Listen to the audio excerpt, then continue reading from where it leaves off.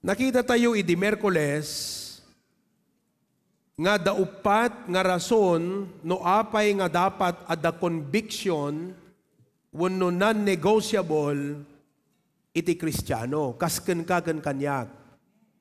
Number 1, because of God's sovereign principle.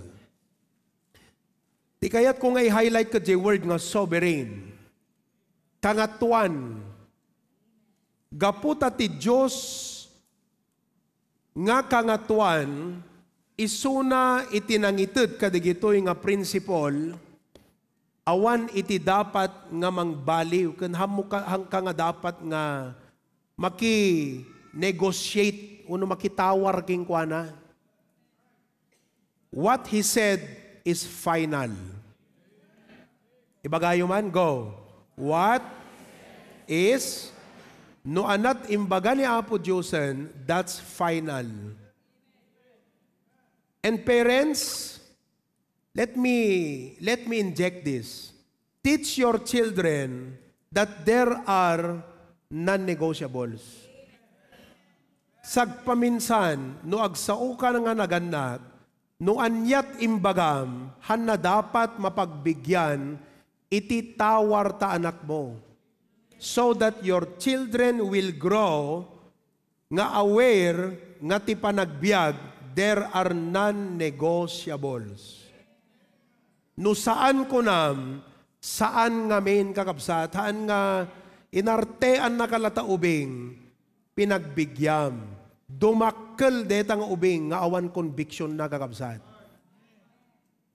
Kat ibagak deta, because they are the future of our church, nalaklakan to labasit nga isuro kadakwa dati non-negotiable no dimmakkel dati pamilya nga at the environment a non-negotiable. Meaning they are aware, right is right, wrong is wrong, puraw ti puraw, nangisit ti nangisit. There must be that kind of element in our homes. Tapnon tunno ti Apo, ti agsao kadakwa da kakabsat, handan to narigat ng agtulnog. Tadimmakil da nga adda non-negotiable. May kadwa, pathway to blessing. This non-negotiable is the pathway to blessing. I want you to realize something. Haan nga amin nga blessing nagapu ka na po Diyos. Because the devil can bring prosperity into your life. Sinot ng pabak ng kadigiti kurap ni Apo Diyos? Sinot bang pangabak kadigiti agsugsugal? Is that God's business? Nga pangabakan na digiti agsugsugal? That's devil's work. So don't you always say, I am blessed, if you are not obeying the principle of God and you are blessed. Sometimes you need also to assess if that's from God or not. Because God cannot violate His word. Tapakalaki di pagarup mo nga blessing ti Apo deta. Palamlam gayam ni Satanas king ka. Tapnon si ka, ibagam nga, uray gayam unfaithful lang, i-bless na klatamo ti Apo. Oy, walang ganun sa Bible. There is common grace. But I want you to know, that the pathway to blessing, you have to realize, as a Christian, ti dapat nga tarigagayam, nga ti apot ng bendisyon king ka. God is your blesser. Because that blessing you're talking about may not be from God. Because if it is from God, it is a result of your obedience. If you're disobedient, you better think about it. And I say no apology for saying that because this is Bible. Right is right and wrong is wrong. God cannot violate His word. And He will never violate His word. It's the pathway to blessings. Number 3, it's the mark of a true disciple of Christ. Nalakat ti agbali na Kristiyano when it is convenient. When it is comfortable. No awan rigrigat na, no asidag ti pakikapiliaam, nalakat ti agbali na Kristiyano. No awan saksakit, no hamo parikot iti kanem ket adda kanayo, nalakat ti agbali na Kristiyano. Ngem makapagtakder ka pay ngata, no umayen iti panubok ti panagbiag. That's why, detoy ti pakakitam, ti talaga nga solid, ken committed a Kristiyano, ken detoy marmara Kristiyano. What? How? Through the non-negotiable. Para king kwa na, urean at mapasamak, aramidan na lata, DJ, right, iti imatang iti apo. Number 4. So, if you want to be a true disciple, non-negotiable. 4, anchor in a shifting world. Agbaliw-baliw ti lubong. Digiti siksikat ti vlogger, agbaliw-baliw, hot issue. Digita, kala ko digita flood control. After 5 years, awan tuman, digitan. Sa balin tuman ti issue. Issues come and go. So, if we are issue-driven, we cannot serve God properly. If you want to be able to serve God properly in this world, you want to make a difference, don't let anything in this world move you. Don't let anything move you. Don't be affected. Don't be influenced. Don't be swayed by anything this world will bring out. No. Because you are standing on the Word of God, on the solid ground. You have a conviction. Oh, mahalaga itong non-negotiable. Number 1, last week, what I'm going to do tonight, i-rebuke the lesson tayo the last week. Ngam adadainayon ko nga points, kakabsat, to establish those non-negotiables. Number 1, what is non-negotiable? Number 1, the Word of God. Amen? The Word of God is non-negotiable. Now, this is let me ask you, what if your boss will tell you something that is against the Bible? What will you follow?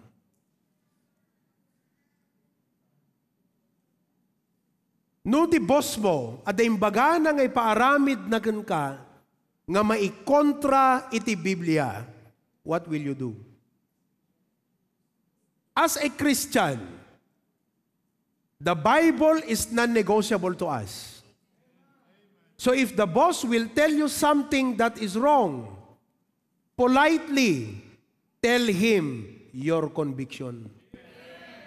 You know, Daniel did not quarrel, hanga nakiapa ni Daniel kaday jay, mangbambantay kadakwada nga insaad ti ari. The king said, feed them with my food, give them my wine for 3 years. And there was this man in charge of them. Daniel did not quarrel.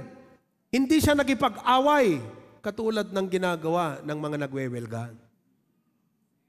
Malinis at klaro ang kanyang conviction, pero nakipag-usap doon sa authority. At sinabi, pwede bang bigyan mo na lang kami ng alokbati, malunggay, tsaka balatong. Kasi mga Ilocano kami. Now, he made his conviction clear. But he stood for his conviction. Naawatan niyo kabsat? Oh.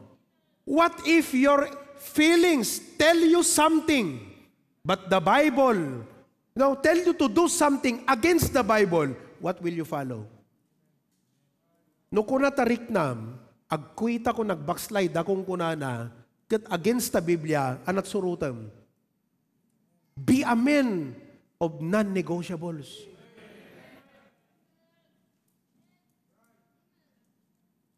Be a man of non-negotiables. Oh. Do you know why many Christians, mga kapatid, fail? Is because they don't stand on non-negotiable. Mahalaga yan. Now, let me add this in your notes from last week. The Bible is non-negotiable because, number one, it is God's word, not man's idea. The Bible is non-negotiable because it is God's word, not man's idea. Oh. Diyos tinang ibaga, awan dapat kakabsat, iti agkontra. Awan dapat yan na sumurot. Number two, it is absolute truth. Aming alintag ti tao kakabsat can be amended. Oh. Amin. Detalintag, yan ta constitution tayo. You know, Senate and Congress can amend that if they want to, if they come up with it. Men's law can be amended, but God's law cannot be. Padasam kakabsat nga kontraan di sa unia po Diyos. Di pikas mula kugkugtaran tasiit. It's absolute truth. John 17 verse 17, the Bible says, sanctify them through thy truth. Thy word is truth. Oh. Iso nga tibyak te nga Kristiyano, hanga nakadepende kaday jay culture, wano kaday jay sitwasyon. Nakadepende kaday ito sa uti apo. Discipline yourself and discipline your mind. You will be a Christian of great quality if you discipline yourself in accordance to the Word of God. Okay? Number three, it is final authority. Why the Bible is non-negotiable? It is final authority. Final nga ro din, makinegotiate ka pa lang. Dito'y kakabsat, let me emphasize some important things. Iso nga dito'y church tayo, da tayo nga members iti HBBC, gaputa, haan nga gaputa member tayo lang ta HBBC, but as a Christian, na negotiable ti Bible. Ti plastar tayo nga church kakabsat. We are a theocratic church. The church, our church is not a legislative body. Tingnan na sa unta legislative body, agaramid tilintag. We are an executive body. Ti trabaho tayo, i-implement tayo jay sa uti apo iti biyag tayo. I-implement mumot lang. Hello? That's why in the church, 1 Corinthians 14:40. Anong sabi? Let all things be done decently and because of that law, we do not want indecency here in this church. Because of that law, hana mabalin nga aramidem iti kayat mo. Kasi ang trabaho natin, ipinapatupad ang batas. We don't change it, it changes us. Ammo kakabsat nga han agpapada, iti paspasyo nga agconform. Depende ta maturity. No immature ka, natangken pelat ulom. Ngam no mature ka, nalaka ka nga sumurot. It's about maturity. Kasta lang. Uri pinabayag ka nga miyembron. No narigat ka nga sumurot, immature ka pelang, brother, sister. Ngam no mature kan, nalaka ka nga sumurot. Apay, un atanan negotiable batas ti apo, di ka sumurot ka. Sinot pangipatupad kadeta dito church? Hebrews 13:7. Anak ko na? Remember them which have the rule over you, who have spoken unto you. Kasano kami nga agrule? Amo yung rule? Kasano foot ruler? Isut mangibaga no nagkamali ka. Right? On what basis the authority ti pastor nga mangikoreken ka?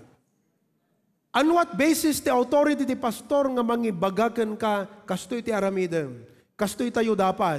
On what basis? Who have spoken unto you the word of God. That's the law. So paggidyatan nyo di sistema at gobyerno at Pilipinas, kan gobyerno ti unag ti church.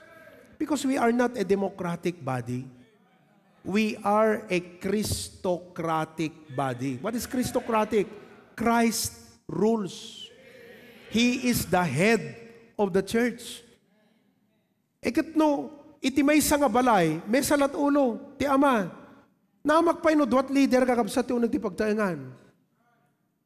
Two heads in the home make a monster. That's why in the church there's only one head, Jesus Christ. And the most accountable person in the church is the pastor. That's why he is the most responsible person here. Verse 17, obey them that have the rule over you, and submit yourself, for they watch for your soul, as they that must give account, that they may do it with joy and not with grief, for that is unprofitable for you. See, what do? Obey. Not obey blindly, but obey because you know it's the Word of God. Kami naman dito, we are not unreasonable. Pag ang pastor nagsabi, gawin natin to, bago po ako, alam nyo, listen, pag ako nag-i-implement ng gawain sa church, ang una lagi sa outline ko, biblical foundation of this. Idinrugik deta coordinator, hangko nga inrugi because it's a good idea. Hangko nga inrugi not only because Pastor June gave that wisdom, but Pastor June taught us. Ano sabi ng Bible? Sinabing ganyan ni Jethro kay Moses, you will weary yourself.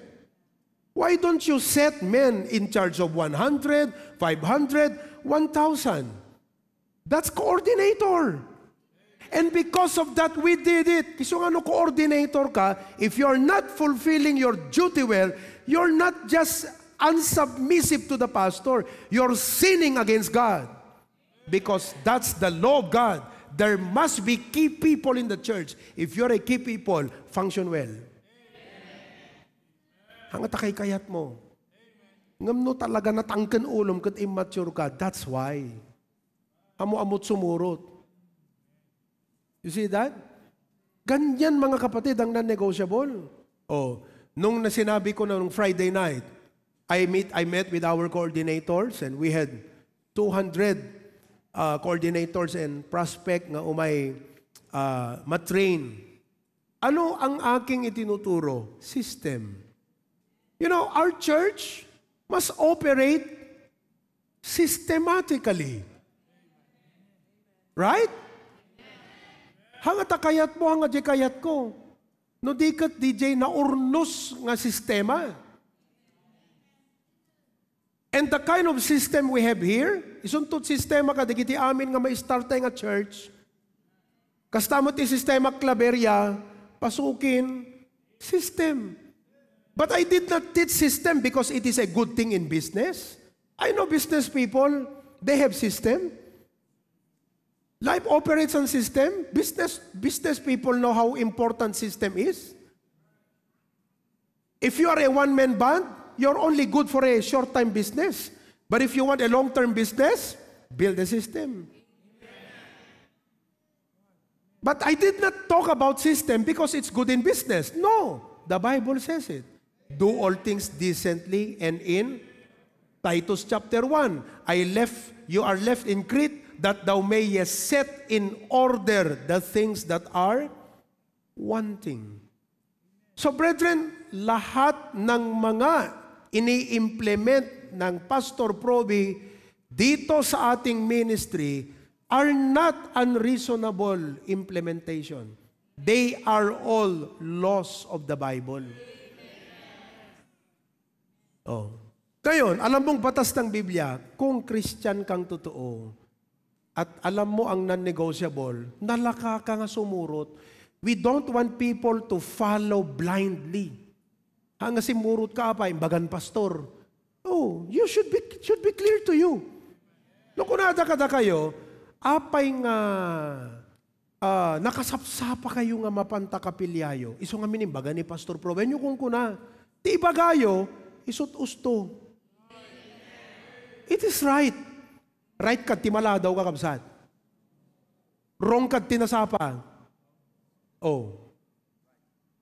Right tinasapa. Nawatan nyo ka kabsat? I don't want to dwell long on this, but hangko kayat nga glabas digito nga point, nga hangko may emphasize digito nga banag kakabsat. Now listen, final authority, absolute truth ti Bible. Okay? Now, di kayat nga sa wundeta kakabsat, no anya iti wrong wrong latta ita. Why it is unnegotiable? It is eternal and unchangeable. It is eternal and unchanging. The Bible is eternal and unchanging. Okay? Matthew 24:35. The Bible says, heaven and earth shall pass away, but my words shall not what? Pass away. So aglabasan ti langit, kendaga, period of time, seasons, aglabas, amin, ngam anakano ti agtalinaad, my word ti sa uti apo. Therefore, regardless of the generations and society, DJ ko na ti Biblia does not change. If it was wrong back in the time of the Bible for a man to wear a woman's attire, and if it was wrong for a woman to wear men's attire, it is still wrong today. Eternal and unchanging. Non-negotiable. Oh. Deuteronomy 22 verse 5. The woman shall not wear that which pertaineth unto a man. Iso nga, no Kristiyano ka, kat babae ka, hangkag pampantalon. Kasi panlalaki ta pantalon. Uray pa yan ta CR makitam, no awan nakapan na men kan ladies kat simbolo. Anat makitam ijay. No lalaki nakapans, no babae nakapalda. Kat no nakapantalon ka nga babae, yan na pagsirkam. Dapat ijay ka nakapantalon. You see? But even nature is clear. But again, it's not about nature. It's absolute truth. It's final authority. It's unchanging. Agbali ti fashion ti lubong, yeah? But the principle of the Bible is not changed. Sabi na, the woman shall not wear that which pertaineth unto a man, neither shall a man put on a woman's garment, for all that do so are what? Abomination unto God. Makarimon ka na po, Diyos. Oh. Mapasama ka nagpalda ni Gido. Uno ni Nico, nakabestida. Awana na. If it was wrong before, it is still wrong today. If it was sin before, it is still sin today. Why? The Bible was written 2,000 years ago, but because it is the Word of God, it is timeless. Kasta ti kayat na nga sa uwan iti, ti Biblia non-negotiable. Naawatan nyo kakabsat. Eternal and unchanging. Oh. Number 4, it is the foundation of our faith. Oh. Hangarik na kakabsat ti pagibasaram. Number 6, it is the guide for life. It is non-negotiable because it is the guide for life. Psalms 119:105, thy word is a lamp unto my feet and a light unto my path. That means guide. Han nga optional king ka deta Bible, no, suruta mo no haan. Anang ata? Suruta kuno saan? Hindi. Non-negotiable, surutem. Okay? Sometimes you don't feel like doing it, but because it's what the Bible says, you will do it. That's commitment. Nawatan nyo kabsat? Malagip yun, the message ko iti Sunday afternoon, di ba? Let me add this thing up para mas maunawaan nyo itong mga sinasabi ko. I spoke last Sunday afternoon about spiritual growth. Spiritual growth. Kada kayong awan ti Sunday afternoon, I want you to take this down.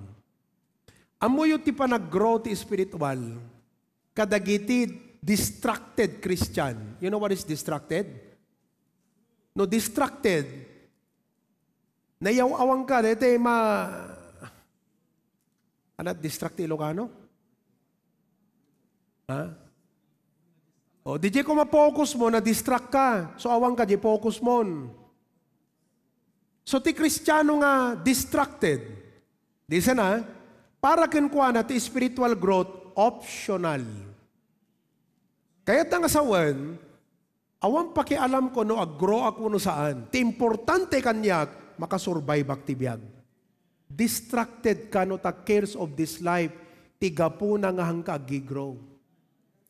Gapot kinabisi ti biyag, iso nga di ka ag-grow. You are already distracted. So I'm telling you, if you are too busy to serve God, you're really too busy. You better rearrange your life. Oh. Now, ano di sumaruno? Kadigitay growing Christians. By the way, ulitin, no distracted ka, anak ko na, ag-grow ako no saan, awang kanyak deda, basta ti importante kanyak kat ada pagbiag ko, awang king ka sick keepers and all these things shall be added. Because you're distracted. Di kita madaduma, awang pakialam ko, no, grow active para agserbi ti Apo, grow active church, wala sa akin yan. Mahalaga sa akin, yung pangarap ko, success. Distracted kapag ganyan. Ngayon, if you are a growing Christian, the spiritual growth kin ka, transformational. Kaya nasawan, habang agi-grow ka, maragragsakan ka nga makakitkita, ti dakkel nga pagbalbaliwan, ken pag-improvean, ti biyag mo. Transformational. Agi-grown. Di maladlado nga makikimong, nasapan, nasapan. Agi-grow. Di ba? Di masunsundo, iso ti agsunsundo, agi-grow. Amo na mo ti agpaldan. Amo na agkararagan. Ag-devotion ti bigatan. Agibunong tracks. Amo nag-tithsen si ka. Ada nagbaliwan na. A growing Christian looks at growth as transformational. 3, if you are a committed Christian, what is spiritual growth to you? Intentional. Kaya't nang asawan, the excitement of growth may be gone. Ngam, you will always intentionally do it. Why? Because you are committed. Narigat ti bumangon ti bigat ti Domingo. Nga may bagam tabagim, bumangon ka. Narigat nga balyarem, deta agpapatay nga mood mo ti bigat ti Domingo, ngam sikat mang ibagat ta sarilim. Hoy! Be excited to church! Why do you do that? Intentional. Nimay ka ti agmamayo ka, awan intentional mo. May ka ti agkangkanta tayo, nagkangkanta, awan intentional mo. Oh. Kasano nga umagat ka pa iti biyag kakabsat no hanggang kasta? You are only there, no, the motivation. Numayat ti sitwasyon. Awan muscle of consistency kan muscle of commitment. Yan. Deta ti dapat ma-build up ti ministry church tayo. Kada kayo, commitment. Di ba? Oh. Di maudi nga level kakabsat. Ana? Christ-like. If you are Christ-like, anat panangkitam di spiritual growth, missional. So you are not just there, nakanayon nga, oblagam ti bagim, kasi there are times ka tilasag, agpapatay, agmamayog, susulit, nabambanog, sabalit turturong na, yet you force yourself because you are committed to the ministry. But you are now starting to what? Consider your spiritual growth as an opportunity to help others. Mission mo yun. Oh. Saan ka na dyan? Sino ka da kayo distracted pe lang? Hamo maipokus ti panagserbim ti Apo because you're distracted. Oh, sino kada kayo ti adajay growingan? Excited ka, dapat pagbalbaliwan biag mo. Right? Now, sino kada kayo ti committed din? If you're committed now, then go up. Be a missional Christian. A Christ-like Christian. Oh, nakita yung kabsat? Hello? Apeng insert ko deta. Hangkuman, di ba? Kasi dapat tuloy-tuloy lang ti flow ti preaching tayo. Kasi nga, I don't want to miss. Deti pagsasaritaan tayo, word of God eh. Gusto kong maunawan nyo yung word na committed. Oh. Di ba? I mean, hindi plastic yung hindi ka plastic Christian pagka pagod na pagod ka, pero pinipilit mong maging masaya na umawit, hindi ka plastikan yun. Ipinapakita mo lang ang maturity mo. Oh. Naglaga nga ibaga mga Jack makakanta, taban nugat. Stubborn. Jack maka-amen kasi nabannugat. Very stubborn. Why don't you ask the Holy Spirit to help you? Holy Spirit, anoint me as I go and worship today. Set my heart right, my mind right. Let me sing properly. Holy Spirit, help me. Oh. Kasjay kakabsat. Di ba? That's why the Bible is non-negotiable to us. It is a guide for life. Number 7, it is the standard of judgment. Importante that yung word nga judgment because all of us will face God's judgment in heaven. And John 12:48 says, He that rejecteth me and receiveth not my words hath one that judgeth him. Anat mangusga kada tayo? The word that I have spoken, the same shall judge him in the last day. Iso nga digiti Kristiyano kakabsat nga natudyo ti sa uti Apo, agad makalasat kay to kadeta nga judgment ha. Iso nga no agrebelde ka latta. Why? Sangmum to deta nga judgment. Dito sa uti Apo. Kunan to ti Apo king ka. Sige man, rebellious ka Kristiyano, nanipod, nagrebelde ka ta pastor mo, aging gangan natay ka. O nati Biblia, obey them that have the rule. O, manong katawon nga rebelde ka ti pastor mo. Anak ko nanto ti Apo, I don't care what happened in your life. You were rebellious all your years. See? Ganun lang kasimple. The Word of God will judge you. Okay, magrebelde kayo. Go! Oh, bakit? Haharap ka rin sa Diyos. Kung nanto ti Apo king ka, oh, rebelde ka. Manutaw mo, hindi nagrebelde ka kita. Deta pastor mo nga mangidaldaulogin ka. Aging ganganatay ka. Anak ko na ti Biblia. Submit yourself. Obey them. Did you obey? Did you submit? No, you rebel. Everything, nothing. Hello? That is why you need to live according to the Bible. It must be non-negotiable. Di kayo mabutang data judgment kakabsat. Hanggang kabut-but nga nadakas ha. It's a fear that will make you cautious. Not fear that will make you tremble. Cautious. Ganad ka. Amen ba? The Bible is non-negotiable. Number 2. Okay. May ikadwa kakabsat.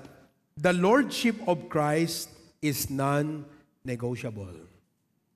The Lordship of Christ is non-negotiable. Now, the Bible says, letter A, before I give to you the Word of God, submission to Him is non-negotiable. Submission. Agtulnog ka iti Apo. Ano sabi ng Luke 6:46? Luke chapter 6 verse 46. Okay? Read. And why call ye me Lord, Lord, and do not the things which I say? Oh, Apo, kunam kat kaapa mo ti Apo. No, day baganagan ka, tsak kayat Apo kunam. That's why submission is non-negotiable. What is the opposite of submission? Rebellion. So either you are submitting yourself to God or you are rebelling against God. Yan nakaijay. Submit, submissive, or rebellious. Ito, pangalawa, non-negotiable So, habot lang narigat ka, dagiti agtulnog ti apon? Amen? Apon, no anak planom, no anak kayat mo, naisuko yun, dagiti ambisyon nyo ti apon? Naisuko yun kakabsat, dagiti bukod yung pagayatanan? You willing to follow the Lord? Good. Pangalawa, putting Him first is non-negotiable. Putting Him first is non-negotiable. Not second, not last. The Lord must be first. Now, what is the problem with many Christians? Number one, some put job or business first. Ano't yun unada? Job or business. Listen, importante ti trabaho kan pagtrabahuan, pagsapulan. Yes, but the Lord must always be our master. Hanga ta trabahom dapat iti master. Hanga ta negosyom. Iso nga nito Domingo, isarayo dagita negosyo yo. Non-negotiable. Han nga da negosyom, aldaw ti Domingo, ipaiwan mo't unbeliever. Kasi unbeliever, sa'yo yun. Stewardship mo yung business. Number 2, hindi sa'yo ang business na yan sa Panginoon. Kukwa ti Apo deta nga negosyo, pinag-open mo ti Domingo, tapos pinagbantay mo dyan, believer. That's not right. That must be closed on Sunday.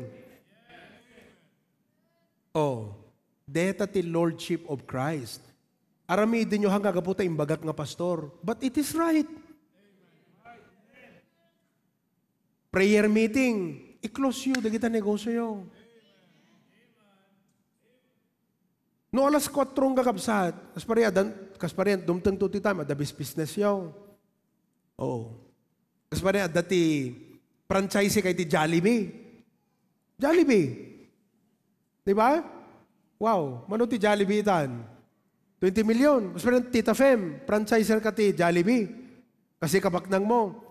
Kat Wednesday night, anaramidam di Jollibee. I-close mo. Kapatay bagak? No. The Lordship of Christ. See, when I dedicate your business, anay bagakan ka? Number 1, kukwa ti Apo dito. Number 2, impatalagnagan ka. Negosyo ti Apo, naka-open ti Merkules, madama prayer meeting. Negosyo nga kuko ti Apo, naka-open ti aldaw ti Domingo. Kuka pa nga ti Apo deta kakabsat. Yan na ti Lordship na diyayang kakabsat. Hello? Oh, you see that? That's why putting God first is not negotiable. Amen? Some people put their job and their work first. Yung iba naman, some put accumulation of wealth first. Para kadakwada, ti goal kan priority ti panagbiag, panagpabaknang. Panag-acquire ti adu nga kinabaknang. Amoyo, manipo di aging gatta, deta kwarta, sulisog kakabsad. Iso nga dapat at the principium ken conviction mo tinan negotiable, tanu awan, kanan nakati sulisog ti kwarta.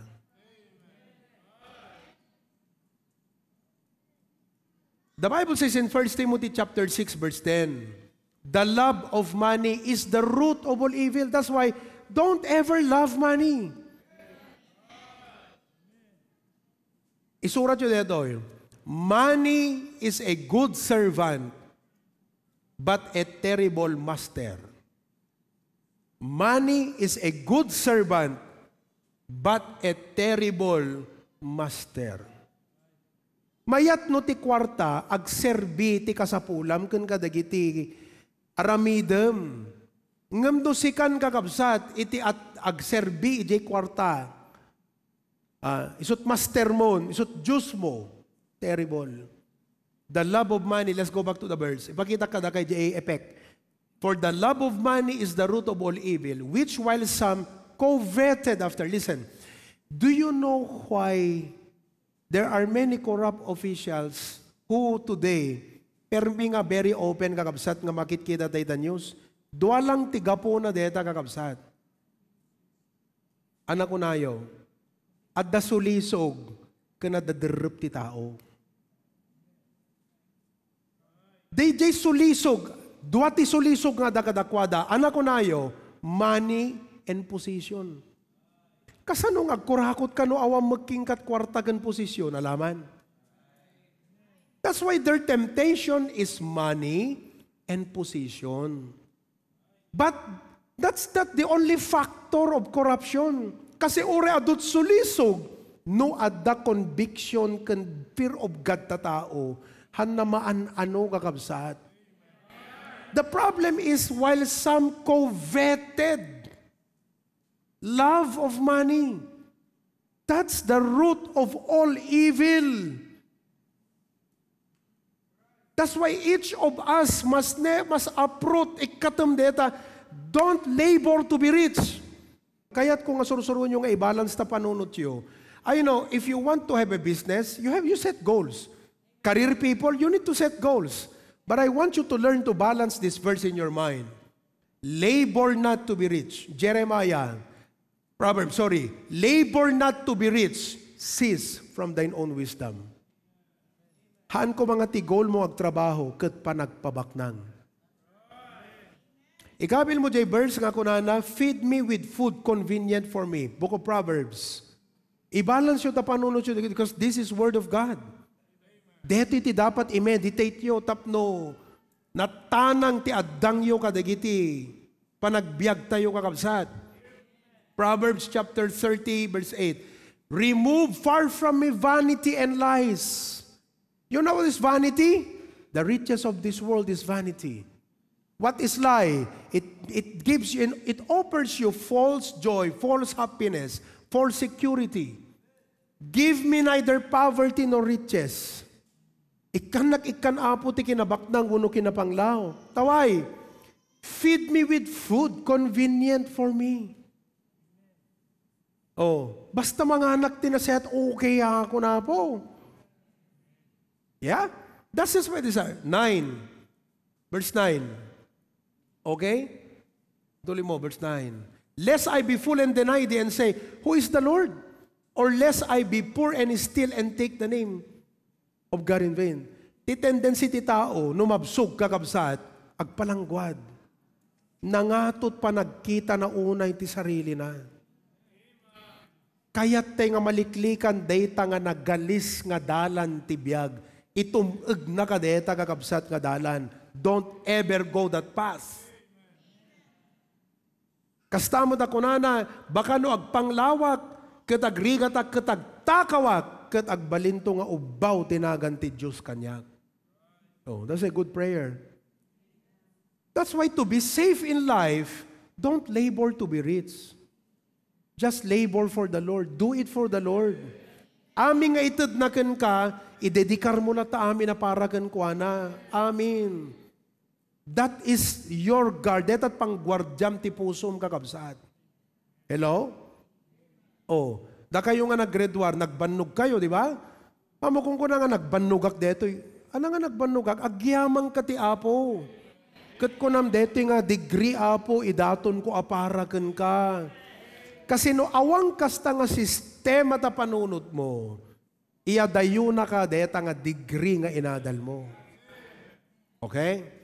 Kadayo tayo. Some people put pleasure first. Instead of putting God first, some people put pleasure first. Amon di ko nada nga kasta kakabsat. Ha? Ano di ko nadan? Sunday is my day off. I need this time to relax. Isong anat obradan, uri Kristiyano, Domingo, agpaspasyar, picnic, urayam, one day in heaven, Judson na kanto ti Apo. Ubram ka deta nga biyag nga impabulod na ka. Oh. Listen to me. Agpayso kakabsat, nga iti relaxation can rest, kasapulan. Kat ti Apo, He's not against it. But do not let rest and relaxation take place of worship, take the place of worship in your life. Iso nga kakabsat, I believe no agrespond kayo properly ka dito si keepers, nga dapat isagsaganaan nyo kat Lunes aging gat Biyernes. Deta Lunes to Biyernes, panagsagana para Domingo. Ngumana, baliktad tayo So kung may kapilya, you are a consumer mentality. Umayak dito, itapno pumigsaak para Lunes aging gat Friday. Wrong! Dapat ta Lunes aging gat Biyernes mo, panangisaganam ti sarilim, nga umayag daydayo ti Domingo. That is priority. If God is first, you prepare. Sabado ti Rabi, hangkyak puyat. Isort nga inikat ko ta coordinators meeting ti Sabado trabiin, taagsagana ka para bigat ti Domingo, tapno awan rastrason mo nga maladaw ka manan. Nakababain tay ti Apo kakabsat. Apo deta. Hangka dapat maladaw. Nga maapay, baliktad ta mindset mo. Ti mindset mo, umaykat Domingo, tapno napigsa ka para Lunes aging gat Biyernes. Wrong. Deta Lunes to Biyernes mo, agbiag ka nga na estilo, ta isaganam ti biag mo, ngagdaydayaw ti aldaw ti Domingo. Kasjay dapat. So nga Lunes pe lang, Apo isaganak ti pusok para Domingo. Agsulwining ag ita, aramidag ti ray. Tapno to mapanak di kapilya, naragsakak daydayong agyaman king ka Apo. At pagyaman ko king katon mapanak di church. Umay ka dito, agkanta, awan gratitude, tilang lang nga tayo kakabsat. Imbes nga di Lunes aging gat Biyernes, we live right, we follow God, we serve Him properly. So we come to church on Sunday and say, Lord, I'm so excited. God is good this week. Praise the Lord. Ganun dapat. So, hanadakas kakabsat ti relaxation. Nga dapat agawon, deta pa nagdaydayaw mo ti Apo. So, kada kayo nagbakbakasyon kayo, hangga deta, Domingo. Tapos di kayo maka-join ti service, kaputa nakabakasyon kayo. That's wrong. It should be non-negotiable. Maawatan nyo kakabsat? Oh. Kaya gyaman kay ti Apo, dapat live stream tayo, tapos lang maka-join kayo. Mali yan. Padasam man kakabsat, nga mangangkat dessert. Okay lang ti mangan ti dessert, di ba? Ngam no puro dessert, maditbiag. Dapat main course ti kanam. Dessert is dessert. But you have to eat the main course. Worship, relaxation is relaxation. But worship comes first. Oh. Some people, what else? Put family and loved ones first. Anat yun una titaduma, family first. Uso nga min, deta yan takwa Inta Facebook, family first. No, God first. God first. Oh, don't get me wrong. Family is important. But God comes first. You know why? Because Cyrus, a husband that puts God first will be a good husband. Di ba, Anna May? Oh. Anna May, a wife that puts God first will be a good wife. And children that put God first will be good children. They make not only good wife, better husband. Put God first. Amen? Oh. Iso nga kakabsat, aglalalo no ti Domingo. Kunadagat, oy, kakaisuna nga nakabakasyonak. Amo, dagakastaya. Kakaisuna nga nakabakasyonak. Kunana di jay kasinsim mo. Kat ni, agpaalak to no Sunday, kat ti partem kat agkararag. Apo, pinagrason mo kanya akon, pastor. sorry, Jack, makaumay ta, nagawis ti kasinsing ko. Tapos, sinugar coat mo mat, kasi siya ti agkararag, apaw.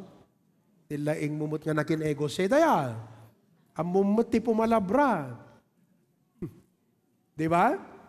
Siya kanod agkararag. Hello? Baka ma, let them know your conviction, kasin. Non-negotiable kanyak dito Sunday. Umay ka may mo padasan. Alagat, no malpas to the programa yo, pangal daw, yan nakad ti benyo. Ay kat, ito'y ko na, umay to lata dumanon, ti pangal dawon ko na. Ang hanak tumutlag bayag, kasi choir memberak ni church me. Kat ada obligasyon ko iti apo ti malam, in kami agkanta di batak. I mean, family is important. But your family should know God first and lead them to God. Nagmayatan no da kayo nga pamilya, si bubukol kayo nga ti mindset yung umun-una ti apo. Kala ko madigita man ng kakabsat. Isong ka nakarigrigat nga kada kayo nga tanod kada opisyal ti barangay, agpa-meeting that Domingo kakabsat. At da kayo nga mang desisyon ng no ministry, I'm sorry, hangka nga mabalin ijay. Kasi we want to have people who build commitment to the Lord. But I will not judge you.